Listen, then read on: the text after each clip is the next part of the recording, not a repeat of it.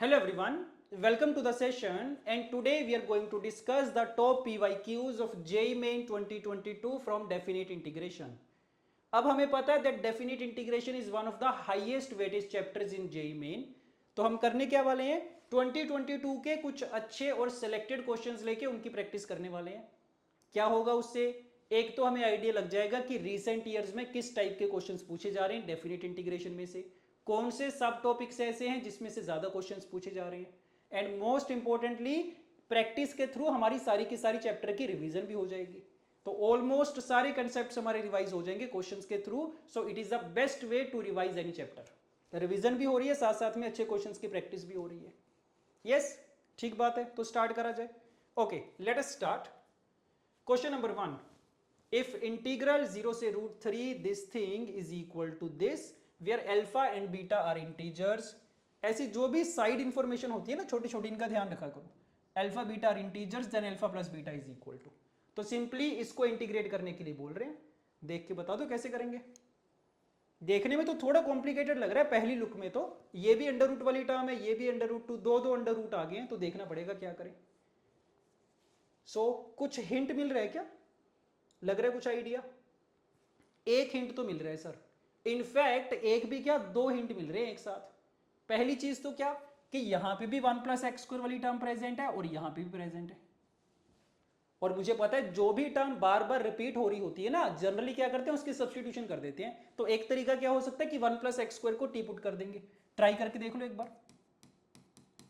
और पूरा नहीं करूंगा अभी मैं, पहले मेंटली सोच के देख लिया करो ये सब्स्टिट्यूशन करने से फायदा होगा क्या. तो सोचो, इसको अगर मैं डिफरेंशिएट करूंगा क्या आएगा, 2x dx आएगा. तो x dx वाली टर्म है क्या? हाँ जी, x dx वाली टर्म है मेरे पास. और बाकी क्या बचेगा, x² बचेगा. और x² को तो मैं t की टर्म्स में लिख ही सकता हूं. तो लग रहा है कि बात बन जाएगी, पूरे का पूरा फंक्शन t में एक्सप्रेस हो जाएगा. तो उसके बाद तो सिंप्लीफाई हो ही जाना चाहिए. यस, तो ये बढ़िया तरीका लग रहा है. तो दिस इज मेथड नंबर 1. ये एक हिंट मिल रहा है. दूसरा हिंट क्या मिल रहा है, मेथड 2 कुड बी क्या, मेरे पास ना 1 + x² वाला एक्सप्रेशन है. इसको देख के क्या चीज याद आनी चाहिए मुझे कि सर ट्रिग्नोमेट्रिक सब्स्टिट्यूशंस होती हैं कि जब a² + x² वाला एक्सप्रेशन होता है ना, I can always put x = a tan θ here. तो ये भी एक तरीका हो सकता है कि मेरे पास 1 + x² है तो मैं क्या कर दूंगा, x को tan θ पुट करके सिंप्लीफाई करने की ट्राई करूंगा. ये दो तरीके नजर आ रहे हैं. और अगर एग्जाम में क्वेश्चन आ गया, मैं तो ये वाला तरीका पहले प्रेफर करूंगा क्योंकि ट्रिग्नोमेट्रिक फंक्शन है. जनरली ट्रिग्नोमेट्रिक फंक्शंस को इंटीग्रेट करना हमारे लिए ज्यादा आसान होता है. यस, तो ट्राई करके देखें एक बार, देखते हैं. चलो लिमिट्स चेंज करो पहले. तो x की वैल्यू अगर tan θ है, लिमिट्स क्या बनेंगी, जब x की वैल्यू 0 होगी थीटा भी 0 होगा. जब x की वैल्यू √3 होगी थीटा कितना हो जाएगा, π/3 हो जाएगा. ये चीज आ गई है. अंदर देखो क्या कुछ बनेगा, 15 टाइम्स tan³ θ. और dx की वैल्यू कितनी आ जाएगी, sec² θ d θ. ये आ गया. डिनोमिनेटर में अंडर रूट के अंदर कितना, चेक करो, 1 + tan² θ विल बी sec² θ. और दूसरे वाले अंडर रूट के अंदर sec³ θ. ऐसे बन गया ये. तो इतना सिंप्लीफाई हो गया. और क्या होगा, यहां से sec² θ बाहर ले आएंगे सर, sec θ बाहर आएगा तो एक sec θ बचेगा. So this will become 15 times 0 से π/3. ऐसा कुछ बच रहा है, tan³ θ sec θ d θ. और नीचे बचा अंडर रूट 1 + sec θ. इसके बाद बता दो कैसे सिंप्लीफाई करेंगे. ये वाली चीज थोड़ी प्रॉब्लम क्रिएट कर रही है ना, अंडर रूट 1 + sec θ. और जब भी मेरे पास अंडर रूट वाली टर्म होती है, हमारी कोशिश हमेशा क्या रहती है कि इसके अंदर वाले फंक्शन को u² t² ऐसा कुछ पुट कर दे. तो ट्राई करके देखते हैं इसके सब्स्टिट्यूशन करके कुछ बात बनेगी क्या. तो अगर 1 + sec θ को पुट करना चाहूं मैं u², कुछ फायदा होगा. हाँ जी, फायदा हो जाएगा सर, क्योंकि इसका डेरिवेटिव क्या आएगा, sec θ tan θ आएगा. वो तो मेरे पास प्रेजेंट है ये. और बचेगा क्या, एक tan² θ ही तो बचेगा. और tan² θ को मैं sec² θ की टर्म्स में लिख सकता हूं. तो लग रहा है कि यहां से बात बन जाएगी. सो 15 टाइम्स, लिमिट्स भी चेंज कर दो. थीटा की वैल्यू जब 0 है 2 बन जाएगा. तो u² अगर 2 है तो अंडर रूट 2 आ गया. अगर थीटा की वैल्यू π/3 है, दिस विल बिकम 3, u की वैल्यू अंडर रूट 3. लग रहा है सही डायरेक्शन में जा रहे हैं, क्योंकि हमें जो रिजल्ट चाहिए अंडर रूट 2 अंडर रूट 3 की टर्म्स में तो चाहिए. कर दो आगे, सोल्व करो. tan² θ की वैल्यू क्या, sec² θ -1. तो sec² θ ये हो गया, -1 ये हो गया. और साथ में 2u du बचा, और डिनोमिनेटर में क्या चल रहा है, डिनोमिनेटर में तो सिर्फ u चल रहा है। बड़ा ही आसान हो गया ये तो, देख रहे हो पोलिनोमियल फंक्शन आ गया अंदर, u तो कैंसिल आउट ही हो गया, तो बस हो जाएगा 2 को बाहर ले आओ, अंदर किसकी इंटीग्रेशन बच रही है, u की पावर 4 माइनस 2u², इतना ही बचा, सिंपली कर दो इंटीग्रेट, लिमिट्स डाल दो, आंसर आ जाना चाहिए। सो वी हैव u की पावर 5/5 माइनस 2 टाइम्स u³/3। कर दो जल्दी से, लिमिट्स पुट करो, कैलकुलेशन थोड़ी ध्यान से करना, पावर 5 पावर 3 चल रही है, अंडर रूट पुट करना है, कैलकुलेशन एरर होने के चांसेस हैं, तो ध्यान दो। सबसे पहले u को अंडर रूट 3 रखेंगे, तो अंडर रूट 3 की पावर 5 कितना आ जाएगा, this will be under root 3 की पावर 4 कितना होता है, 9 होता है, तो दिस विल बिकम 9√3/5। यस, यहां पे अंडर रूट 3 रखेंगे कितना आएगा, 3√3 आएगा, ये चीज आ गई है। माइनस में अंडर रूट 2 रखेंगे तो ये कितना बन गया, 4√2/5 बन गया, और यहां पे अंडर रूट 2 रखेंगे 4√2/3, ऐसा कुछ बन चुका है, और सिंप्लीफिकेशन करनी पड़ेगी। यहां पे चेक करो, 3 तो कैंसिल आउट हो गया, एलसीएम लेंगे तो ये आ रहा है -√3/5, यहां पे एलसीएम लेंगे तो 12 माइनस 28 आ गया, सो प्लस 8√2/15, ऐसा कुछ आ गया, ब्रैकेट ओपन कर दें, so -6√3 plus 16√2, this is what we are getting. Check करो मैच कर रहे क्या, सो अल्फा की वैल्यू कितनी आ गई, alpha is coming out to be 16 and beta is coming out to be -6, दोनों का सम पूछा गया था, 10 आ गया, डन, बड़े इजीली सोल्व हो गया। देखने में इतना कॉम्प्लिकेटेड था, उतनी ज्यादा कैलकुलेशन बनी नहीं है, ठीक है। यहां से भी ट्राई करके देखें एक बार, जल्दी से देख लेते हैं। 1 + x² को t पुट करना था, और t की बजाय इनफैक्ट t² पुट कर लेते हैं, ये वाला अंडर रूट भी खत्म हो जाएगा, देखते हैं क्या बनेगा। So 2x dx is equal to 2t dt, 2 cancel out हो गया, लिमिट्स चेंज करो, x जब 0 होगा t 1 होगा, x जब √3 होगा 2 होगा, ऊपर देखो कितना बचा 15, एक x तो dt में एडजस्ट हो जाएगा, जो एक x² बचेगा वो t² -1 बन जाएगा, x dx is t dt, नीचे कितना आ रहा है, अंडर रूट के अंदर t² + t³, ऐसा कुछ बन गया ना। तो फिर से सिमिलर सी चीज चल रही है जो यहां पे चल रही थी, फिर से क्या होगा, t² को बाहर ले आएंगे सर स्क्वायर रूट के, एक t कैंसिल आउट हो जाएगा, तो बचा कितना 15 टाइम्स इंटीग्रल 1 से 2 t² -1 upon under root of t + 1 dt, इतना बच गया। क्या लग रहा है सोल्व हो जाएगा, हाँ जी हो जाना चाहिए, बड़ा सिंपल सा फंक्शन आ गया।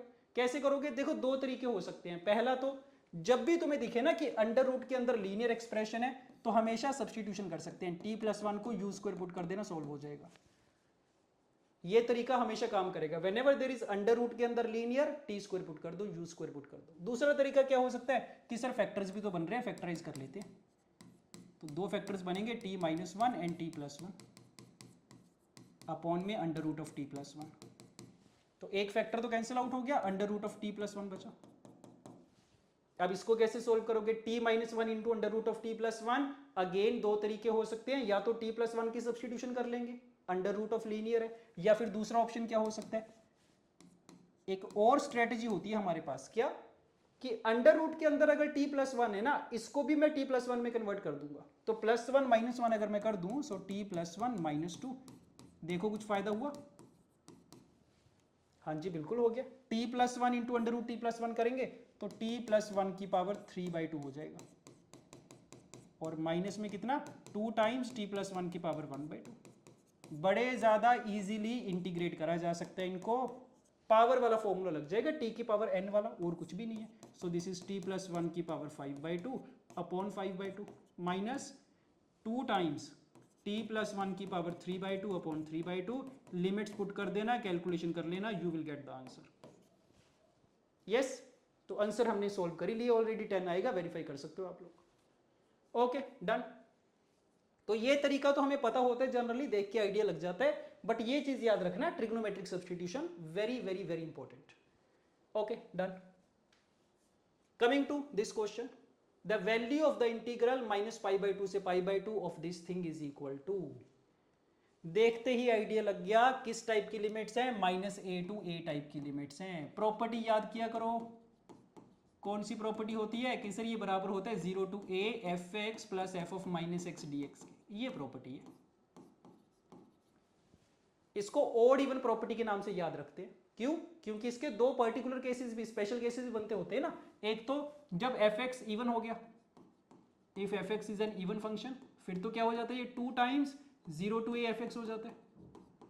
और अगर f x is an odd function तो दिस बिकम 0 ओनली।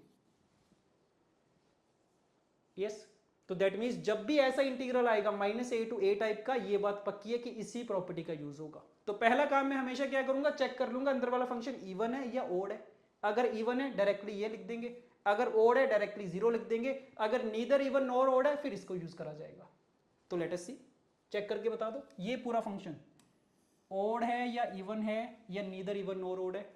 क्या करना होता है, x को -x से रिप्लेस करना होता है। तो क्या होगा, ये वाला पार्ट तो सर सेम रहेगा, साइन की पावर 6 प्लस कोस की पावर 6, बट ये चेंज हो जाएगा। तो कुछ भी नहीं है, ये तो नीदर इवन नॉर ओड है। क्या करें, ये वाली प्रॉपर्टी लगा देंगे। सो क्या बनेगा, let us see. So we have i is equal to 0 से लेके a, 0 से π/2 f x plus f of minus x. मुझे पता है एफ एक्स और एफ ऑफ माइनस एक्स में ये वाला पार्ट तो सेम ही आएगा, दोनों में कॉमन आएगा। तो इसको मैं पहली बार लिख लेता हूँ। सो 1/sin की पावर 6 प्लस कोस की पावर 6। अंदर कितना बचेगा, एफ एक्स वाले से ये बचेगा और एफ ऑफ माइनस एक्स से ये बचेगा। This is what we are getting. लग रहा है देख के आइडिया? हाँ जी, इसको मैं 1/e की पावर x लिखूंगा, एलसीएम लेंगे ऊपर जाएगा तो इसका रिजल्ट तो क्या हो जाएगा, 1 ही हो जाएगा। देख के पता चल रहा है। बचा क्या, सिर्फ ये बचा। देख के बताओ कैसे इंटीग्रेट करोगे इसको। हो जाना चाहिए वैसे तो। अब सिंपल ट्रिग्नोमेट्रिक फंक्शन आ गए हैं साइन और कोस वाले, इससे ज्यादा आसान तो कुछ होता ही नहीं है। देख के बता दो कैसे सोल्व करें। साइन की पावर 6 प्लस कोस की पावर 6। दो तरीके हो सकते हैं आंसर करने के, देखना ध्यान से। मेथड 1 क्या हो सकता है, ट्रिग्नोमेट्रिक आइडेंटिटी का यूज कर सकता हूं मैं। तो क्या इस पे अगर a cube plus b cube लगा दे तो याद रखा करो, बेसिक ट्रिग्नोमेट्रिक आइडेंटिटी है। देखो ऐसे याद रखा करो, साइन की पावर 4 प्लस कोस की पावर 4, ये सिंप्लीफाई करके इसके बराबर आता होता है 1 - 2 sin square x cos square x। Trigonometry chapter में सबसे पहले यही आइडेंटिटीज करी जाती हैं। सिमिलरली साइन की पावर 6 प्लस कोस की पावर 6, इस पे अगर मैं a cube plus b cube की आइडेंटिटी लगाता हूँ, ये इसके बराबर आता होता है। बिल्कुल सिमिलर चीजें होती हैं दोनों। तो ये रिजल्ट याद है मुझे, तो I can directly use this result here now. So क्या बन गया ये 1 - 3 sin square x cos square x बन गया। सिंप्लीफाई कर लिया हमने। और sine square x cos square x को तो मैं sin 2x में एक्सप्रेस कर सकता हूं। तो अगर 4 से डिवाइड कर लें, 4 से मल्टीप्लाई कर दें, ये पूरा क्या बन गया, sin स्क्वायर 2x बन गया। Yes, so what are we getting, 0 से लेके π/2, एलसीएम ले लो 4 dx upon 4 - 3 sin square 2x। इस स्टेप के बाद बता दो क्या करेंगे, टेल मी। नीचे साइन का क्वाड्रेटिक फंक्शन आ गया, स्टैंडर्ड फॉर्म होती है ये भी। क्या कि जब भी मेरे पास डिनोमिनेटर में साइन या कोस के सेकेंड डिग्री फंक्शंस होते हैं तो क्या करते हैं, हमेशा डिवाइड करते होते हैं न्यूमरेटर और डिनोमिनेटर को कोस स्क्वायर एक्स से। स्टैंडर्ड फॉर्म है, याद रखो। यस, ठीक बात है। तो क्या करेंगे, कोस स्क्वायर 2x से डिवाइड कर देंगे। बट इसमें एक छोटी सी प्रॉब्लम आएगी, बड़े ध्यान से सुनना। cos स्क्वायर 2x से डिवाइड करना चाहिए मुझे, फिर tan 2x को t पुट करना चाहिए, but there is a problem. Problem क्या है कि सर लिमिट्स ना मेरी 0 से लेके π/2 हैं। तो अगर लिमिट्स 0 से π/2 हैं तो मैं cos 2x से डिवाइड नहीं कर सकता। क्यों? क्योंकि बीच में एक बार जब x की वैल्यू π/4 होगी, इसकी वैल्यू 0 बन जाएगी, और 0 से डिवाइड करना तो पॉसिबल है नहीं है। तो डायरेक्टली मेरे लिए डिवाइड करना पॉसिबल नहीं है cos स्क्वायर 2x से। अगर सिर्फ cos स्क्वायर x से करना होता फिर तो कोई बात नहीं थी, 0 से π/2 में कभी 0 नहीं होता, बट इसको नहीं कर सकते। तो क्या करें, एक स्ट्रेटेजी लगाएंगे, लिमिट्स को चेंज करेंगे। देखो ध्यान से, क्या मैं इस पे किंग्स प्रॉपर्टी लगा सकता हूं, x को π/2 - x से रिप्लेस कर सकते हैं क्या? क्या होगा उससे, इसको अगर मैं π/2 - x से रिप्लेस करूंगा, सेम ही फंक्शन आ जाएगा सर अंदर। तो और अगर किंग्स प्रॉपर्टी लगा के अंदर सेम फंक्शन आता है, इसका मतलब क्या होता है कि मुझे क्वींस प्रॉपर्टी लगानी पड़ेगी। क्वींस प्रॉपर्टी क्या होती है कि अपर लिमिट हाफ हो जाएगी, 2 का फैक्टर बाहर मल्टीप्लाई में आ जाएगा। तो जब भी आपको लिमिट चेंज करनी हो, I always take the help of the queen's property. इसमें कन्वर्ट कर लिया हमने। क्वींस प्रॉपर्टी याद है ना, अगर एफ एक्स और f of A minus x दोनों बराबर हैं तो क्या होगा, 2 का फैक्टर आगे आ जाएगा, अपर लिमिट हाफ हो जाएगी। अब इसको कंप्लीट कर सकते हैं, cos स्क्वायर 2x से ऊपर नीचे डिवाइड कर देंगे आप। सो 4 टाइम्स सीकेंड स्क्वायर 2x बन गया, और अपॉन में 4 times secant square 2x minus ten square 2x dx हो जाएगा सोल्व। अब क्या करना पड़ेगा, tan 2x को टी पुट करना पड़ेगा, put tan 2x is equal to t. Yes, so I will be getting 2 times secant square 2x dx is equal to dt. तो हमारा इंटीग्रल देखो क्या बना, लिमिट चेंज करना मत भूलना, x की वैल्यू जब 0 है t भी 0 होगा, x जब π/4 है t इन्फिनिटी हो जाएगा। 2 times secant square 2x dx क्या बन गया, dt बन गया, बचा क्या 4, तो ऊपर बचा 4 dt, नीचे कितना 4 into secant square 2x 1 plus ten square 2x minus t square, ये चीज आ गई है। तो कितना ज्यादा सिंप्लीफाई हो गया, ऊपर 4 है, नीचे 3 टाइम्स टी स्क्वायर प्लस 1 है, स्टैंडर्ड फॉर्मूला लग जाएगा सर। 3 को चाहो तो मैं बाहर ले लूंगा, D T upon T square plus 1/3 ऐसे बन जाएगा ना। सो फॉर्मूला लग जाएगा, tan इनवर्स वाला सोल्व हो गया। सो 4/3 1/a tan inverse of x/a, this is the formula.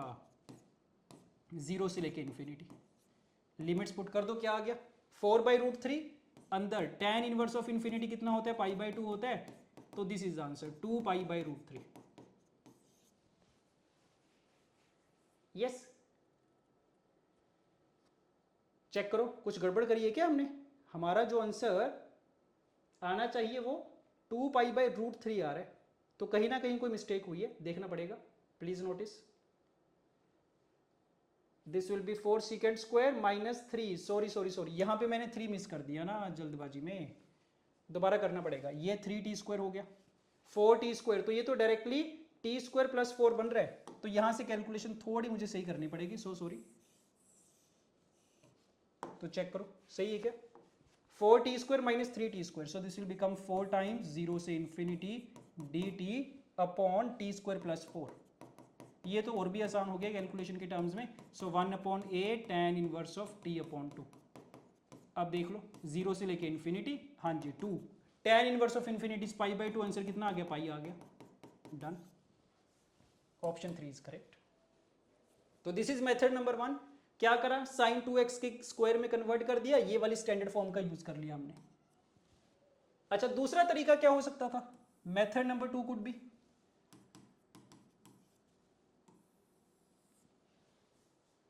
यहां तक आ गए थे ना हम, dx अपॉन साइन की पावर 6 प्लस कोस की पावर 6, तो क्या कर सकते हैं, सबको tan में कन्वर्ट करा जा सकता है। तो जब भी साइन और कोस की रैंडम सी टर्म्स होती हैं, इनको tan में कन्वर्ट करना पॉसिबल होता है हमारे लिए। तो मैं क्या कर सकता हूं, ऊपर नीचे कोस की पावर 6 से डिवाइड कर सकता हूं, तो क्या बनेगा, ऊपर बन जाएगा सीकेंड की पावर 6x और नीचे बनेगा 1 प्लस tan की पावर 6x।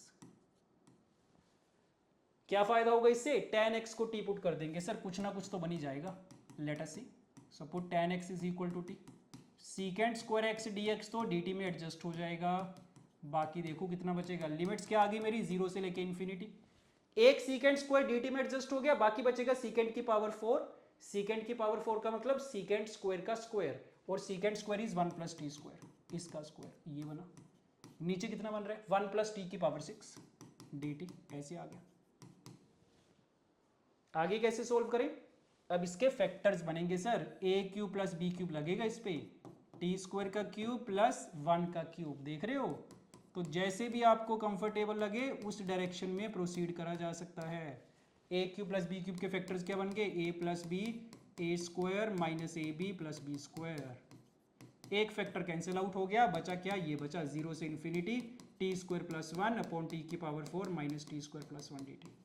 क्या लग रहा है सोल्व हो पाएगा ये, यस हो जाएगा। स्टैंडर्ड फॉर्म है ये इंटीग्रल की, पता होना चाहिए मुझे कौन सी फॉर्म है ये, टी की सिर्फ इवन पावर्स दिख रही है मुझे, ऊपर भी और नीचे भी, और जब भी ऐसी सिचुएशन होती है क्या करते हैं, टी स्क्वायर से डिवाइड करा जाता है ऊपर और नीचे, तो यहाँ पे कर रहा हूँ मैं। सो 0 से इन्फिनिटी, ऊपर नीचे अगर टी स्क्वायर से डिवाइड करेंगे, we are getting this thing. ये पहला स्टेप होता है, हमेशा ये काम करेंगे, सोचना कुछ नहीं है। जब भी मैंने देखा टी की इवन पावर्स हैं और नीचे बाई क्वाड्रेटिक है, टी स्क्वायर से डिवाइड कर दिया। अब इसके बाद मेरे पास दो ही ऑप्शंस होते हैं, या तो t माइनस 1/t की सब्सटीट्यूशन करूंगा या t प्लस 1/t की सब्सटीट्यूशन करूंगा। देख के बता दो क्या करना चाहिए। किसका डेरिवेटिव ऊपर प्रेजेंट है? इसका डेरिवेटिव ऊपर प्रेजेंट है सर, इसकी सब्स्टिट्यूशन करेंगे, इसके नहीं करेंगे। तो क्या होगा, इसका डेरिवेटिव ऊपर बन गया पूरा डी यू बन गया ऊपर, तो और नीचे कितना बनेगा, स्क्वायरिंग करेंगे तो T square minus 1/t², you square plus 2 के बराबर आएगा, यू स्क्वायर प्लस 1 आ गया। और लिमिट्स भी चेंज होंगी, जब t की वैल्यू 0 है, 0 माइनस 1/0 माइनस इन्फिनिटी, t की वैल्यू जब इन्फिनिटी है, इन्फिनिटी आ जाएगी। These are the new limits. तो सोल्व हो भी गया, tan इनवर्स ऑफ u आ गया, लिमिट्स है माइनस इन्फिनिटी से प्लस इन्फिनिटी। इन्फिनिटी रखेंगे तो π/2, माइनस इन्फिनिटी रखेंगे तो minus π/2, again the answer is pi. Yes, तो ये दो मेथड हमने डिस्कस करे। जो जो चीजें हमने यूज करी हैं उन सबको ध्यान से देख लो, ताकि कल को अगर कोई उस पे बेस्ड दूसरा क्वेश्चन आ गया, I will be able to apply. तो इतनी डिटेल में अगर हम सॉल्यूशन डिस्कस कर रहे हैं, उसका रीजन यही है कि भाई मुझे सिर्फ यही एक क्वेश्चन थोड़ी सोल्व करना सीखना है, इससे रिलेटेड जो भी नए क्वेश्चंस बन सकते हैं वो भी मुझे सारे सोल्व करने सीखने हैं साथ में। यस, ठीक बात है। Okay, let us come to the next question. Again देखने में बड़ा इंटरेस्टिंग लग रहा है। Let f x equal to maximum of this, maximum वाला फंक्शन आ गया। जब भी मैक्सिमम या मिनिमम वाला फंक्शन होता है ना, जनरली हम ग्राफ की हेल्प लेते हैं, ग्राफ से सबसे ज्यादा इजीली सोल्व होते हैं। तो देखना पड़ेगा अंदर जितने भी फंक्शंस दे रखे हैं उनका ग्राफ बनाना आता है क्या हमें? मोड ऑफ x प्लस 1, हाँ जी बन जाएगा, मोड x प्लस 2, ठीक है, सारे मोड वाले हैं, बन जाएगा ग्राफ, तो कोई इशू नहीं है। पूछा क्या गया, इंटीग्रल की वैल्यू पूछी गई है, तो अगर एक बार मुझे एफ एक्स पता चल गया, इंटीग्रल भी सोल्व कर ही लेंगे, कोई बड़ी बात नहीं है। तो मेन टास्क क्या है, ग्राफ बनाना है, वहां से एफ एक्स पता करना है मुझे। तो लेट अस ट्राई। कौन कौन से फंक्शंस बनाने पड़ेंगे? y is equal to mod of x plus 1, बन जाएगा क्या? हाँ जी बन जाएगा। मुझे पता है मोड x का ग्राफ कैसा होता है, वी शेप होता है, तो मोड ऑफ x प्लस 1 का कैसा होगा, सेम ही शेप होगी, बस 1 यूनिट पीछे को शिफ्ट हो जाएगा, तो उसका वर्टेक्स होगा -1 पे। कैसा बनेगा, ये ऐसे और ये ऐसे, 45 डिग्री एंगल पे होगा ना, ठीक बात है। ये तो बन गया y is equal to mod x plus 1, ठीक है। सिमिलर तरीके से मोड ऑफ x प्लस 2 भी बन जाएगा, इसका वर्टेक्स -2 पे हो जाएगा, मोड ऑफ x प्लस 3 का यहाँ पे, mode of x plus 4, mode of x plus 5, ऐसे चलेगा। और सारी लाइंस क्या होंगी, पैरेलली तो होंगी, सबका स्लोप तो सेम ही है, तो ठीक है। ग्राफ तो बड़े इजीली बन गया, ये बना, ये बना, बड़ी इंटरेस्टिंग सी चीज बन गई ना ये तो, ठीक है। सो पांचों के पांचों फंक्शंस के ग्राफ हमारे पास बन चुके हैं। क्या चाहिए मुझे? मुझे सबका मैक्सिमा चाहिए। कितने इंटरवल में चाहिए? -6 से 0। हमें तो सिर्फ इसमें इंटरेस्ट है ना, तो देखो -6 से 0 वाला इंटरवल कौन सा, यहां पे मान लो -6 है। क्या लग रहा है, -6 से लेके 0 के बीच में कौन सा फंक्शन मैक्सिमम चल रहा है? मैक्सिमम का मतलब जिसका ग्राफ सबसे ज्यादा ऊपर हो। तो पता चल रहा है कि सर पहले ना ये मैक्सिमा चल रहा था, यहां तक चलता गया, जैसे ये वाला पॉइंट आया, पॉइंट P मान लेते हैं, उसके बाद ये वाला मैक्सिमा हो गया। यस, तो काम ही आसान हो गया ये तो। ये मुझे एफ एक्स मिल गया, पहले ये वाली शेप आ गई, फिर ये वाली शेप आ गई। बाकी सारे ग्राफ का तो मेरे लिए कोई काम है ही नहीं है, वो तो ऐसी मजे के लिए दे रखे हमें। तो बस बन गई बात। ये वाला कौन सा था, चेक कर लो, ये वो वाला है जो -1 से पास कर रहा है, तो this is y is equal to mod of x plus 1 वाला ग्राफ। और ये वाला कौन सा था जो -5 से जा रहा है, मोड ऑफ x प्लस 5। तो मेरे पास एफ एक्स आ चुका है कि सर P पॉइंट से पहले ये वाला एफ एक्स है, P पॉइंट के बाद ये वाला एफ एक्स है, और P पॉइंट में फाइंड कर लेता हूं क्या, दोनों के इंटरसेक्शन पॉइंट है। तो P पॉइंट के लिए दोनों को सोल्व कर लो, mod of x plus 1 and mod of x plus 5। और मुझे पता है जब भी mod A is equal to mod B वाली सिचुएशन होती है, कैसे सोल्व करते हैं, A is equal to plus B और माइनस B, ऐसे सोल्व करा जाता है। तो इसी का यूज कर लें क्या, दो केसेस बना लेते हैं, एक बार प्लस साइन के साथ ओपन कर लेते हैं, एक बार माइनस के साथ। So this is equal to this. First वाली इक्वेशन तो पॉसिबल नहीं है sir, x x cancel out हो जाएगा, 1 is equal to 5 not possible. यहां से क्या आ गया, x इज इक्वल टू -3, पता चल गया। यस, तो ये -3 वाला पॉइंट है। क्या करेंगे अब, हो गया, इंटीग्रेट करना था, कर सकते हैं क्या, हाँ जी कर देंगे, दो पार्ट्स में ब्रेक हो जाएगा। सो इसको अगर मैं i बोल दूं तो i को क्या लिखा जा सकता है कि -6 से लेके -3 तक कौन सी डेफिनेशन है, मोड ऑफ x प्लस 1, और -3 से लेके 0 तक कौन सी डेफिनेशन है, mode of x plus 5।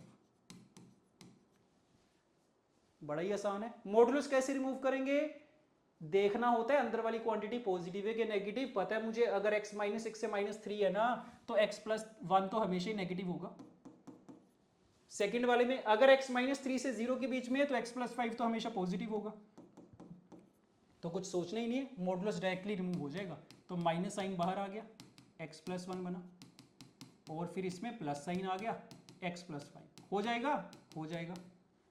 Integration करना, लिमिट्स पुट करना, आंसर आ जाएगा। यस, तो इसके बाद कंप्लीट कर सकते हैं हम खुद से। ठीक है, तो बढ़िया क्वेश्चन था, बट इजी भी था।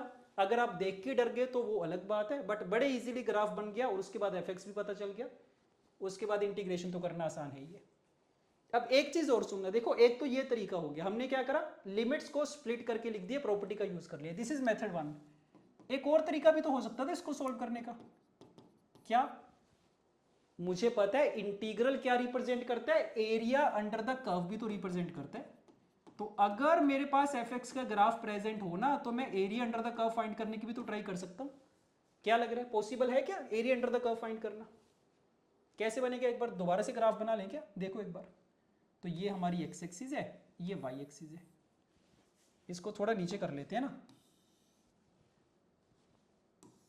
सो we have this is the x axis, this is the y axis. F का ग्राफ कैसे बना, पहले ये बना और फिर ये बना, ऐसे चल रहा है -6 से 0 के बीच में। तो ये वाला पॉइंट लेटर से -6 है, ये वाला पॉइंट कौन सा था, -3 था, ये वाला पॉइंट है 0। This is the graph of y is equal to F. मुझे क्या चाहिए, इंटीग्रल की वैल्यू चाहिए, इंटीग्रल का मतलब एरिया अंडर द कर्व, तो मुझे क्या चाहिए, यही सारा एरिया तो चाहिए, यस और नो? सही बात है सर।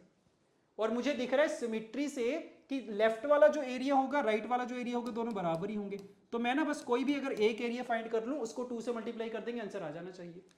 ठीक बात है। तो ये बताओ, ये वाला ए वाला एरिया कैसे फाइंड करूंगा, लेफ्ट वाला, लेटर से लेफ्ट वाला ए कैसे फाइंड करेंगे?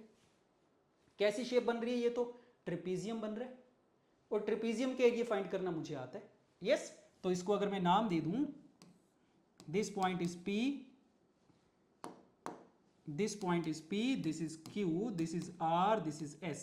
तो चेक करो, एरिया ऑफ ट्रिपीजियम PQRS कैसे लिखा जाएगा, क्या फॉर्मूला होता है, half into sum of the parallel sides PS plus QR into height. Height कितनी हो जाएगी, R से लेके S तक की हाइट हो जाएगी। तो देख के बता दो, इन सारी टर्म्स की वैल्यू पता है क्या मुझे? PS कितना होगा, PS तो मुझे दिख रहा है सर, P के कोऑर्डिनेट्स कितने थे ना, चेक कर लेंगे। X की वैल्यू जब -3 है, Y की वैल्यू कितनी आएगी, 2 आएगी, तो P के कोऑर्डिनेट्स है -3, 2। दैट मीन्स PS की हाइट कितनी आ गई, 2 आ गई। QR की लेंथ कितनी आएगी, QR, Q के कोऑर्डिनेट्स चाहिए होंगे उसके लिए। Q के कोऑर्डिनेट्स कैसे आएंगे, X को -6 पुट कर देंगे। तो चेक करो, इसमें X को -6 पुट करेंगे, कितना आएगा, 5 आएगा। तो इसकी लेंथ 5 आ गई है, इनटू हाइट RS की लेंथ कितनी है, 3 के बराबर है, ये चीज आ गई है। सो 7 इंटू 3 इज 21, 21/2 ये आ गया। सो दैट मीन्स इंटीग्रल की वैल्यू क्या आ जाएगी, इसी का डबल कर देंगे, 2a आ जाएगा। सो 2 times 21/2, so the final answer is 21। यहां से भी करा जा सकता है, जैसे आपको अच्छा लगे। यस, बट याद रखना, जब भी मेरे पास ग्राफ अवेलेबल है, अगर area under the curve find करना मुझे आसान लग रहा है, मैं इसका भी यूज कर सकता हूं। Okay, done. Let us come to the next question now. Again very interesting question. Let us read the statement. For any real number x, let this denote the largest integer less than or equal to x. Let f is a real valued function defined on the interval this. ये fx की definition दे रखी है, थोड़ी खतरनाक सी। Greatest integer x में बात चल रही है। अच्छा, क्या लिखा है, x minus greatest integer x, ये तो फ्रैक्शनल पार्ट x वाला फंक्शन होता है सर, ये तो दिख रहा है मुझे। अच्छा, अगर ग्रेटेस्ट इंटीजर x ओड है, ये देखना पड़ेगा क्या मतलब है इसका। एंड नीचे वाली डेफिनेशन भी लिखी जा सकती है, 1 minus fractional part of x when greatest integer x is even. ठीक बात है। पूछा क्या गया, then the value of π²/10 of this thing is equal to. अच्छा, अल्टीमेटली मुझे ये चीज पूछी गई है, इसको देख के कुछ आइडिया लग रहा है क्या, इसको जस्ट अ मिनट, इसकी डेफिनेशन क्या चल रही थी, 1 माइनस फ्रैक्शनल पार्ट x। तो इसको देख के बताओ क्या आइडिया लग रहा है, ये वाला इंटीग्रल कैसे सॉल्व किया जा सकता है। कुछ भी हिंट मिल रहा हो आपको? एक हिंट तो क्या मिल रहा है कि सर जो लिमिट्स है ना, वो -a से a टाइप की हैं, तो ऑड इवन प्रॉपर्टी लगाई जा सकती है, 0 से a fx plus f of -x। एक तो ये हिंट मिल रहा है, बट तब भी क्या होगा, लिमिट्स हमारी 0 से 10 बचेंगी, और 0 से 10 तो काफी बड़ा इंटरवल आ गया, तो दूसरा हिंट क्या है ना, जब भी बड़ा इंटरवल दे रखा होता है लिमिट्स के बीच में तो काफी ज्यादा चांसेस होते हैं कि पीरियोडिक फंक्शन की प्रॉपर्टी का यूज हो रहा होगा। यस, तो जब भी तुम देखो ऐसा इंटीग्रल है 0 से 100 दे रखा है, 3 से 200 दे रखा है, बड़ी सारी लिमिट्स के बीच में गैप दे रखा है, तो हमेशा क्या होगा, पीरियोडिक फंक्शन की प्रॉपर्टी का यूज होगा। तो चेक करो क्या अंदर वाला फंक्शन पीरियोडिक बनने की संभावना लग रही है। cos पाई एक्स, हाँ जी सर cos पाई एक्स तो पीरियोडिक फंक्शन है। ये कितना पीरियड होगा इसका, 2 पाई अपॉन पाई, 2 का पीरियड है। बस मुझे क्या देखना है, एफ एक्स का पीरियड देख लेते हैं कि क्या एफ एक्स भी पीरियोडिक फंक्शन बन रहा है क्या। लेट अस ट्राई, उसके लिए मेरे पास डेफिनेशन तो है ये, तो देखते हैं, दोबारा से लिखते हैं एक बार। एफ एक्स क्या है हमारे पास, फ्रैक्शनल पार्ट एक्स। कब, जब ग्रेटेस्ट इंटीजर एक्स ओड है। ओड का मतलब क्या होगा कि ग्रेटेस्ट इंटीजर एक्स की वैल्यू कैसी है, या तो 1 है या 3 है या 5 है, ऐसी चल रही है। तो सोच के देखो, अगर ग्रेटेस्ट इंटीजर एक्स की वैल्यू 1 है तो एक्स कैसा होगा, 1 से लेके 2। अगर 3 है कैसा होगा, 3 से 4। ठीक है, इस टाइप की वैल्यूज दे रखी है। Second definition 1 minus fractional part x, ये कब आएगी, अगर ग्रेटेस्ट इंटीजर एक्स इवन है, दैट मीन्स 0 2 4 इस टाइप का। तो एक्स की वैल्यूज कैसी आएंगी इसमें, 0 से 1 आ जाएगी, 2 से 3 आ जाएगी, ऐसे चल रहा है। थोड़ा थोड़ा तो आइडिया लगना स्टार्ट हो गया। ये एफ एक्स की डेफिनेशन है। मुझे देख के बता सकते हो यहां से कि एफ एक्स का पीरियड कितना होगा, पीरियोडिक फंक्शन होगा भी या नहीं होगा। हाँ जी पीरियोडिक तो होगा, क्योंकि मुझे पता है फ्रैक्शनल पार्ट एक्स चल रहा है, और फ्रैक्शनल पार्ट एक्स का ग्राफ तो हम जानते ही है, पीरियोडिक फंक्शन होता ही है। कैसा ग्राफ होता है फ्रैक्शनल पार्ट एक्स का, 0 से 1 में ऐसे, 1 से 2 में फिर से ऐसे, 2 से 3 में फिर से ऐसे। तो फ्रैक्शनल पार्ट एक्स तो पीरियोडिक फंक्शन है ये विद द पीरियड 1। तो लग रहा है कि सर इसमें भी फ्रैक्शनल पार्ट एक्स प्रेजेंट है, इसमें भी तो पीरियोडिक फंक्शन तो होना ही चाहिए। मैं क्या करता हूँ, एक रफ सा ग्राफ बना लेता हूँ, एक बार चेक करो। 0 1 2 3 4, क्या लग रहा है कैसे बनेगा ग्राफ, चेक करो। जब x की वैल्यू 0 से 1 है तो ये वाली डेफिनेशन लेनी है 1 माइनस फ्रैक्शनल पार्ट x। कैसे ग्राफ बनेगा इसका, y is equal to 1 minus fractional part x का। x की वैल्यू सर 0 से 1 के बीच में है, और जब x 0 से 1 के बीच में होता है तो फ्रैक्शनल पार्ट x तो x के बराबर ही होता है।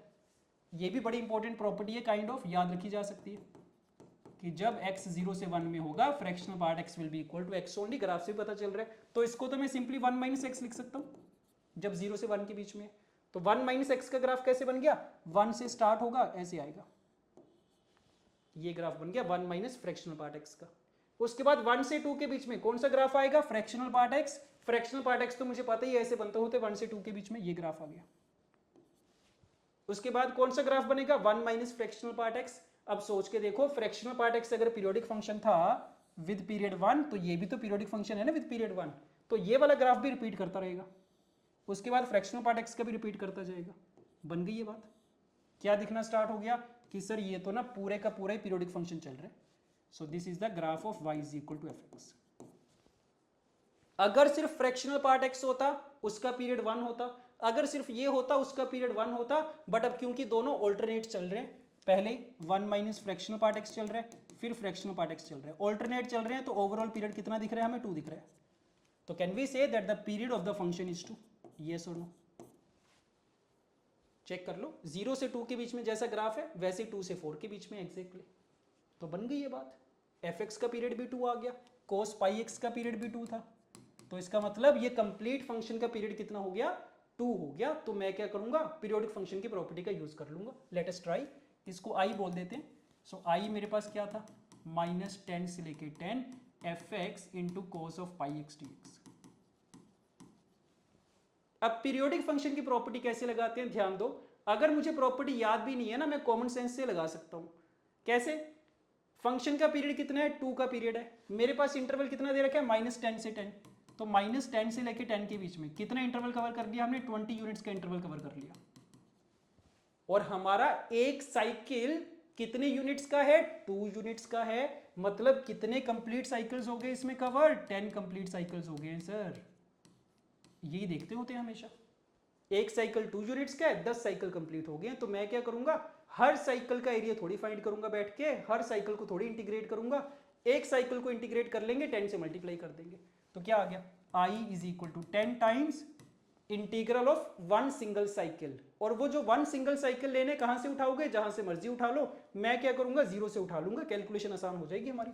तो जीरो से लेके to F x cos of pi x d x, इसमें कन्वर्ट कर दिया, ये प्रॉपर्टी लग गई हमारी पीरियोडिक फंक्शन की। अब तो सॉल्व हो जाएगा सर, अब तो मुझे बस एफ एक्स की वैल्यू रखनी है, बट एफ एक्स की भी 0 से 2 के बीच में दो डिफरेंट डेफिनेशंस है, 0 से 1 के बीच में डिफरेंट है, 1 से 2 के बीच में डिफरेंट है, तो कोई बात नहीं, इसको ब्रेक करके लिख दूंगा मैं। 0 से 1 में एफ एक्स क्या है, 1 माइनस एक्स के बराबर है सर सिंपली, और 1 से 2 के बीच में एफ एक्स क्या है, फ्रैक्शनल पार्ट एक्स है, और फ्रैक्शनल पार्ट एक्स क्या होता है, x minus greatest integer x, तो एक्स माइनस 1 आ जाएगा ये, ठीक बात है क्या, फ्रैक्शनल पार्ट x बराबर x minus greatest integer x, और इस इंटरवल में ग्रेटेस्ट इंटीजर x की वैल्यू 1 होगी। अब बस मेरा ये टास्क है, मुझे ये दोनों को इंटीग्रेट करना है, क्या लग रहा है कर देंगे, हो जाएगा सर, इंटीग्रेशन बाय पार्ट्स लग जाएगा, इस पे भी फर्स्ट फंक्शन सेकंड फंक्शन, इस पे भी फर्स्ट फंक्शन सेकंड फंक्शन, लगा दो इंटीग्रेशन बाय पार्ट्स, आंसर आ जाना चाहिए, कर लेते हैं एक बार जल्दी से। So first function integral of second function sine pi x upon pi, limits are from 0 to 1, एक चीज दिखनी स्टार्ट हो गई है, x को 1 रखेंगे 0 आएगा, 0 रखेंगे 0 आएगा, तो इसका तो कोई रोल है ही नहीं है, minus integral of derivative of the first function integral of the second function 0 से 1, ये आ गया, प्लस में इसको भी कर दो again, first function integral of the second function, इसकी वैल्यू भी क्या आएगी 0 ही आएगी, minus integral of derivative of the first function into integral of the second function. Calculation देख के कंफ्यूज मत होना, बस थोड़ा ध्यान से करेंगे, एरर होने के चांसेस ज्यादा होते हैं ऐसी सिचुएशन में।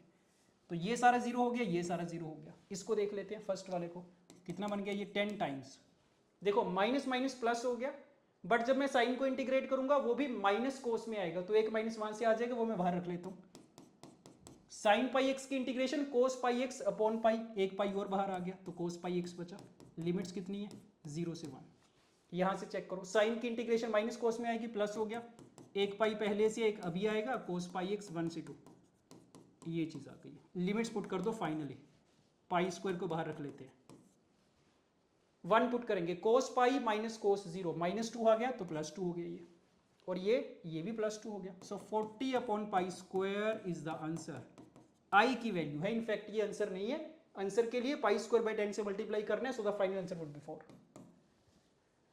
सो था ना अमेजिंग क्वेश्चन, यस। तो देख के आइडेंटिफाई करा पहले हमने कि पीरियोडिक फंक्शन की प्रॉपर्टी का यूज होना है, ग्राफ बना लिया, ग्राफ से आइडिया लग गया कि उसका पीरियड 2 का होगा, उसके बाद का काम तो आसान ही है, इंटीग्रेशन बाय पार्ट्स लगाया गया, nothing else. Okay done, fine, coming to this question now, let f इज a function from r to r, continuous function है, satisfying this thing fx plus f of x plus k is equal to n for all x। क्या idea लग रहा है इसको देख के कि सर ये तो ना फंक्शनल इक्वेशन है सिंगल वेरिएबल में, और जब भी मेरे पास सिंगल वेरिएबल की फंक्शनल इक्वेशन होती है हमेशा कैसे सॉल्व करा जाता है, रिप्लेसमेंट्स करी जाती है, x को हमेशा रिप्लेस करा जाता है किसी ना किसी चीज से, और मोस्ट ऑफ द टाइम्स तो किससे रिप्लेस करा जाता है, जो चीज मेरे पास ऑलरेडी गिवन है इसी इक्वेशन के अंदर। तो जितने टाइप्स की इनपुट हैं, कितने टाइप्स की हैं, x और x प्लस के, तो मैं हमेशा रिप्लेसमेंट क्या करूंगा, x को x प्लस के से रिप्लेस करूंगा, ये थॉट प्रोसेस होता है जनरली। तो चलो कोई नहीं, ट्राई करके देखेंगे। तो ये फंक्शनल इक्वेशन दे रखी है, where k is a positive number, n is a positive integer, if i1 is equal to this integral, i2 is equal to this integral, then i1 और i2 में रिलेशन पूछा गया। अच्छा जी, तो बाकी सारी चीजें तो देखो बाद की बात है, पहले तो इसको टैकल करने की ट्राई करते हैं कि ये जो फंक्शनल इक्वेशन दे रखी है यहां से मुझे क्या इंफॉर्मेशन मिलेगी। तो करो ट्राई एक बार, रिप्लेसमेंट ही करते हैं पहले तो। So we are given fx plus f of x plus k is equal to n, replace कर रहे हैं x को x प्लस k से, क्या बनेगा f of x plus k plus f of x plus 2k is equal to n, दोनों को subtract कर दें, कर देते, क्या होगा, ये कैंसिल आउट हो जाएंगे, ये भी कैंसिल आउट हो गया, क्या आ गया मेरे पास, fx is equal to f of x plus 2, कुछ तो काम की चीज आगे लगती है, क्या क्या आइडिया लग रहा है इससे कि sir fx is equal to f of x plus 2 है, किसके लिए, for every x belonging to r। तो ये तो पीरियोडिक फंक्शन की डेफिनेशन है, f of x is equal to f of x plus t, इसका मतलब fx एक पीरियोडिक फंक्शन है जिसका पीरियड कितना है 2 के बराबर है। तो इससे तो मुझे ये इंफॉर्मेशन मिल रही है कि इसका पीरियड कितना 2 के बराबर।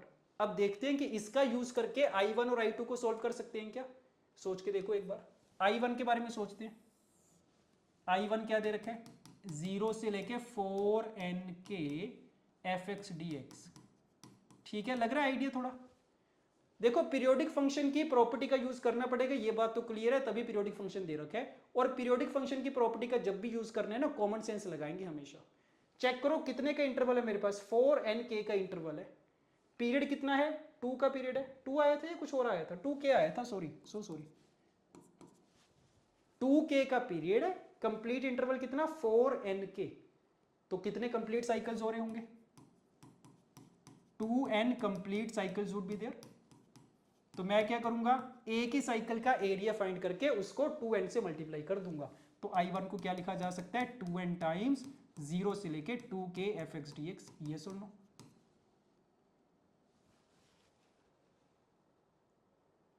यस सही बात है बिल्कुल। तो ये बन गया हमारा I1। इतना सिंप्लीफाई कर लिया हमने, और तो सिंप्लीफाई कर नहीं पाएंगे क्योंकि fx तो मुझे पता ही नहीं क्या चीज है। अच्छा I2 के बारे में भी सोच के देखो, I2 पे भी सेम फंडा लगाया जा सकता है क्या, हाँ जी लग जाएगा। क्या, कितने का इंटरवल दे रखा है, -k से लेके 3k, मतलब कितने कंप्लीट साइकिल्स हैं, 2 कंप्लीट साइकिल्स होंगे ना 2k वाले। तो क्या करेंगे, एक साइकिल उठा लेंगे, कहां से, 0 से। ये चीज आ गई है।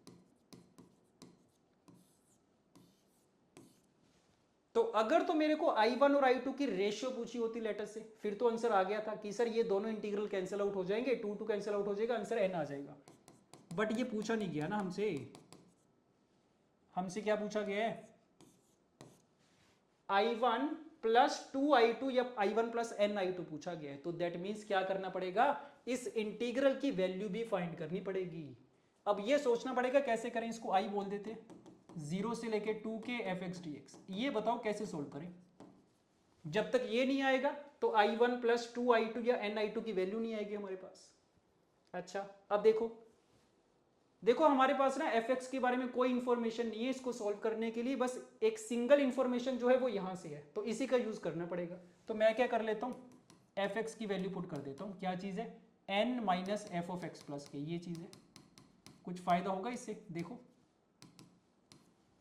n की इंटीग्रेशन तो हो जाएगी, n into 2k minus times 0 से 2k F of x plus के। इसको कैसे इंटीग्रेट करें, इसका तो कोई आइडिया नहीं लग रहा सर। बट अगेन मैं क्या कर सकता हूं ना, अंदर x प्लस के है, अगर मैं इसके सब्सटीट्यूशन कर दूं, सोच के देखो क्या आएगा मेरे पास, dx is equal to dt आएगा। कुछ फायदा होगा उससे, क्या बन गया ये पूरा, 0, लिमिट्स भी चेंज हो जाएंगी, लिमिट्स बिकम k से लेके 3k F of t d T, ये आ गया, बन गई है सर बात। चेक करो, k से लेके 3k F of t d T, इसको ये भी लिखा जा सकता है k से लेके 3k F x d x. तो दोनों के बीच में कितने का गैप है, कितने का इंटरवल है, 2k का इंटरवल है सर, और पीरियड भी तो 2k का था। तो अगर 2k का पीरियड है तो चाहे मैं यहां से उठा लूं 2k, चाहे 0 से उठा लूं, एक ही तो बात है।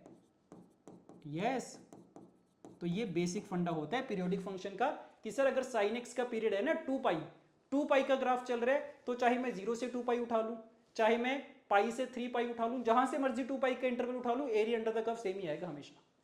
तो ये चीज बन गई, और ये तो क्या था, ये तो आई ही तो था ओनली। तो दैट मीन्स हमारे पास क्या बन गया, आई इज इक्वल टू 2nk, और इसकी वैल्यू वापिस से आई बन गई है। मजेदार चीज हो गई ये तो आई की वैल्यू आ गई मेरे पास, 2i is equal to 2nk, that means I is equal to nk। बन गई ये बात। यस, तो अगर i की वैल्यू nk आ गई तो चेक करो i1 कितना आ गया, फिर यहां से i1 आ गया 2n से मल्टीप्लाई कर देंगे 2n स्क्वायर के, और i2 कितना आ गया, 2 से मल्टीप्लाई कर देंगे 2nk आ गया। चेक करो कौन सा ऑप्शन सेटिस्फाई कर रहा है, i1 प्लस 2i2 नहीं, i1 प्लस ni2, हाँ जी, ऑप्शन 3 विल बी करेक्ट। सो ये भी काफी बढ़िया क्वेश्चन था, फंक्शनल इक्वेशन का भी यूज हो गया, पीरियोडिक फंक्शन की प्रॉपर्टी का भी यूज हो गया, ये सब्स्टिट्यूशन का भी यूज हो गया।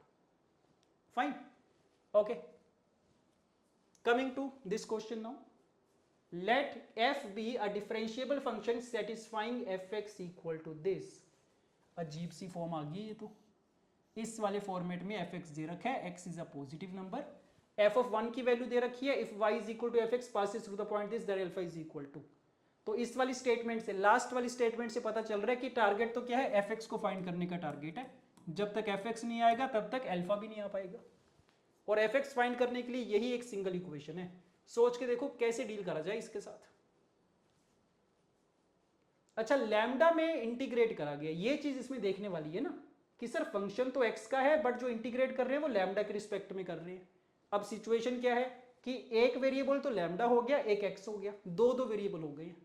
जब भी ऐसी सिचुएशन होती है कोशिश हमेशा क्या करते हैं कि सर ये जो एक्स्ट्रा वेरिएबल है ना एक्स वाला, इसको मैं इंटीग्रेशन के बाहर लेके आना चाह रहा हूं। जब तक ये दोनों एक साथ प्रेजेंट है इसको सिंप्लीफाई कर ही नहीं पाएंगे चाहे कुछ हो जाए। यस, तो एक्स को बाहर लेके आना किसी तरीके से, कैसे लेके आए, एक काम कर लेते हैं सर, अंदर वाली पूरी चीज के सब्स्टिट्यूशन कर देते हैं। तो ट्राई करते हैं कि एफ के अंदर इतनी कॉम्प्लिकेटेड सी चीज पड़ी हुई है, कुछ नहीं समझ में आ रहा तो उठा के इसको सब्स्टिट्यूट कर दो। पहले तो टी मान लिया इसको, ठीक है। अब क्या होगा, डिफरेंशिएट करने, थोड़ा ध्यान से चलना देखो क्योंकि एक्स हमारा वेरिएबल नहीं है, लैम्डा वेरिएबल है। तो जब इसको डिफरेंशिएट करूंगा मैं दोनों तरफ, लैम्डा के रिस्पेक्ट में करना, इस तरफ तो क्या आ गया, x/3 कांस्टेंट की तरह ट्रीट करा जाएगा, लैम्डा स्क्वायर का डेरिवेटिव इज दिस, टी का डेरिवेटिव इज दिस, ठीक है। तो ये तो सारा एफ ऑफ टी बन गया। मुझे डी लैम्डा की वैल्यू चाहिए, डी लैम्डा की वैल्यू यहां से देखो कितनी आ रही है, तो डी लैम्डा आ रहा है कितना, दिस इज 3/2x, ये बन गया, और डी टी बाई लैम्डा ऐसे आ गया, ये डी लैम्डा की वैल्यू आ गई है। बट मुझे तो सारा कुछ टी की टर्म्स में चाहिए क्योंकि सब्स्टिट्यूशन किस में कर रहे हैं, टी में कर रहे हैं। तो मतलब टारगेट क्या है कि सर ये लैम्डा को भी ना टी की टर्म्स में एक्सप्रेस करना है, कर सकते हैं क्या, हाँ जी यहां से कर देंगे। तो अगेन दोबारा बोल रहा हूं, थोड़े ध्यान से करना, एक्स हमारा कांस्टेंट चल रहा है, लैम्डा वेरिएबल चल रहा है। तो लैम्डा की वैल्यू क्या पुट करी हमने, 3t/x का अंडर रूट, ये आएगी। तो अब बात बन गई है, डी लैम्डा पूरे का पूरा टी में एक्सप्रेस हो गया, एक under root x cancel out हो जाएगा, एक अंडर रूट 3 कैंसिल आउट हो जाएगा। ऐसा कुछ बन गया क्या, लग तो रहा है कि ऐसे ही बन गया, कैलकुलेशन चेक करते जाना साथ साथ में। तो अब सब कुछ टी में आ गया, अब मैं यहां पे सब्स्टिट्यूशन करूंगा। अब देखो हमारा एफ एक्स क्या बना, so now the F x becomes 2/√3, limits भी चेंज होंगी, ध्यान रखना।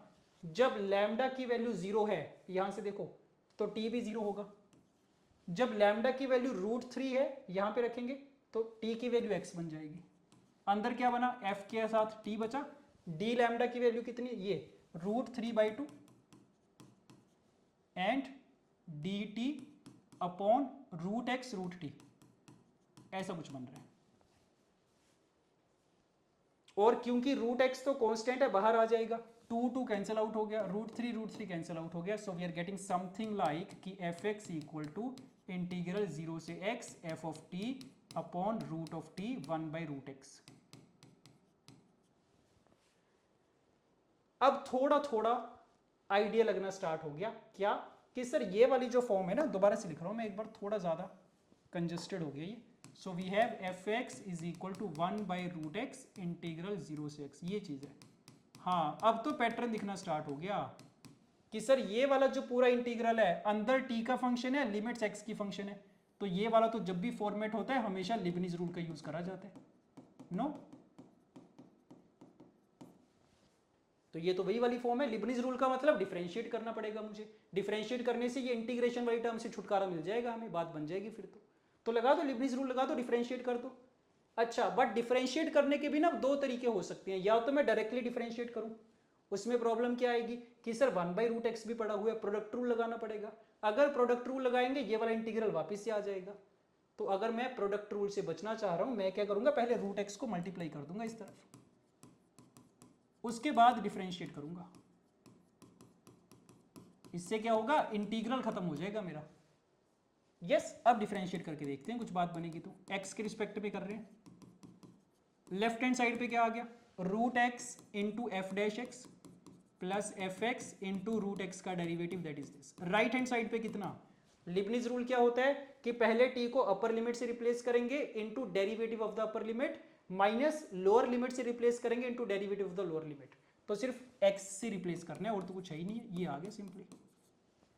बड़ी सिंपल सी इक्वेशन आ गई है सर, डिफरेंशियल इक्वेशन आ गई है एफ डैश एक्स और एफ एक्स में, इसको तो मैं सोल्व कर ही लूंगा, एफ एक्स वाला फंक्शन मिल जाएगा, काम खत्म हो गया। कर दो सिंप्लीफाई, 2 रूट एक्स से मल्टीप्लाई कर देते हैं सारी इक्वेशन को, ये आ गया और ये आ गया, बड़ी सिंपल इक्वेशन आ गई है। तो f x is equal to 2x f dash x. कैसे सोल्व करेंगे पता है, एफ एक्स को नीचे ले जाएंगे, f dash x upon f x वाला तो हमारा फेवरेट फॉर्मेट होता है। So f dash x upon f x is equal to 1/2x, right. Integrate कर देना एक्स के रिस्पेक्ट में।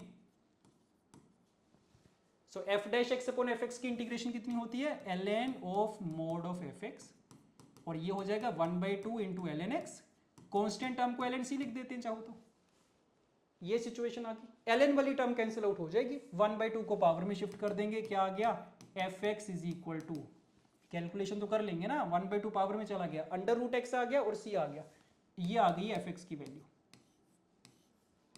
फंक्शन पता चल गया, बस मुझे सी फाइंड करना है। कोई कंडीशन है क्या, हाँ जी कंडीशन है, बढ़िया बात है, F of 1 is equal to √3 की कंडीशन है। सो एफ एक्स कितना आ गया, सी की वैल्यू कितनी आ गई है, √3 आ गई है simply. So F x is coming out to be this.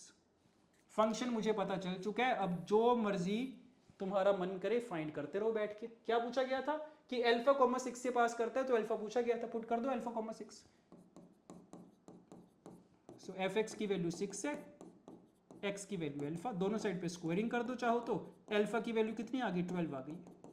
सो बड़ा ही इंटरेस्टिंग क्वेश्चन था ये। तो जनरली जो क्वेश्चंस पूछे जाते हैं वो यहां से स्टार्ट होते हैं, इस वाले फॉर्मेट में फंक्शन दे रखा होता है, बट इसमें बड़े ज्यादा अजीब तरीके से फंक्शन दे रखा था, पहले मुझे सब्स्टिट्यूशन करके यहां तक लेके आना पड़ा इसको, उसके बाद लिबनिज रूल का यूज हुआ इसमें।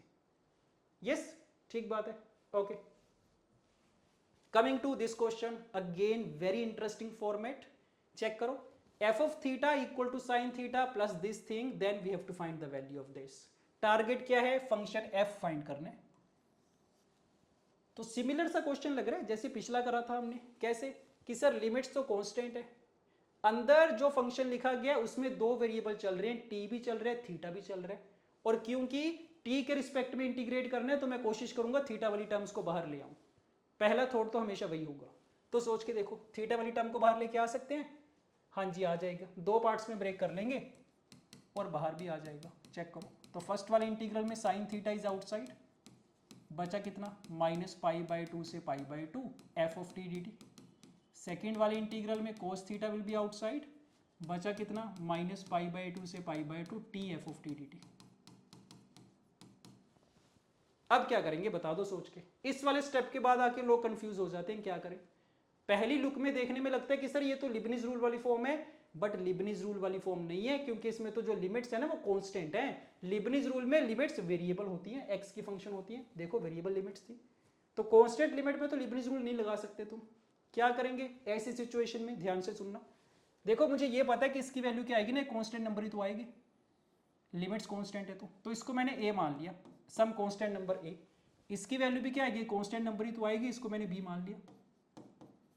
तो अब मेरा जो फंक्शन एफ ऑफ थीटा बना बड़ा सिंपल सा बन गया ना, साइन थीटा दोनों में कॉमन आ गया लेट अस से, so sine theta into 1 plus a plus cos theta into b, इस टाइप का फंक्शन है। अब मुझे ये तो पता चल गया, तो टारगेट क्या है, सिर्फ ए और बी की वैल्यू फाइंड करने का टारगेट है सर। ए और बी आ गया तो फंक्शन पता चल जाएगा। अब देखते हैं ए और बी कैसे फाइंड करें, तो वापिस से इसी पे चलेंगे जो हमने ए और बी एज्यूम करे थे। तो चेक करो ए क्या था हमारा, -π/2 से π/2 एफ ऑफ टी। अब इंटरेस्टिंग चीज क्या होगी ना, इसको हमने ए का नाम दिया था, उससे मेरा फंक्शन एफ आ गया था।